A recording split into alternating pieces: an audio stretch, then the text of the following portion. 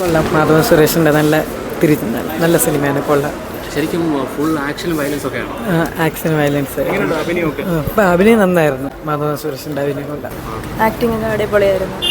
എങ്ങനെയുണ്ട് മാധവ് സുരേഷ് സൂപ്പറായിരുന്നു. കുഴപ്പമില്ല. ആക്ച്വലി ഈ മാധവ് സുരേഷിൻ്റെ ലാസ്റ്റ് വന്ന പടങ്ങളൊക്കെ വെച്ച് നോക്കിയാൽ ഇത് ബെറ്ററാണ്. ആക്ച്വലി ഇത് വലിയൊരു ക്യാൻവാസിൽ എടുത്തിരുന്നെങ്കിൽ നന്നായിരിക്കുമായിരുന്നു. അതായത് ഒരു ഗാങ്സ്റ്റർ ഗുണ്ടാ സെറ്റപ്പ് അങ്ങനത്തെ ഒരു പടമാണ്. വലിയ ക്യാൻവാസിലായിരുന്നെങ്കിൽ നമുക്കൊരു ഭയങ്കര പടം എന്നൊക്കെ പറയായിരുന്നു. പക്ഷേ കുഴപ്പമില്ല, നമുക്ക് മോശം പറയാൻ പറ്റില്ല. ചെറിയൊരു ബഡ്ജറ്റിൽ ആ ഒരു ലിമിറ്റഡ് സ്പേസിൽ വെച്ച് അവർ കുഴപ്പമില്ലാതെ ചെയ്തിട്ടുണ്ട്.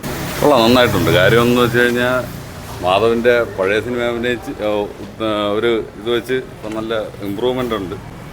സിനിമ കൊള്ളാം, കുഴപ്പമില്ല, കണ്ടോണ്ടിരിക്കും. ഏതാണ് അടിപൊളി അടിപൊളി മാധവന്റെ അഭിനയം അടിപൊളി.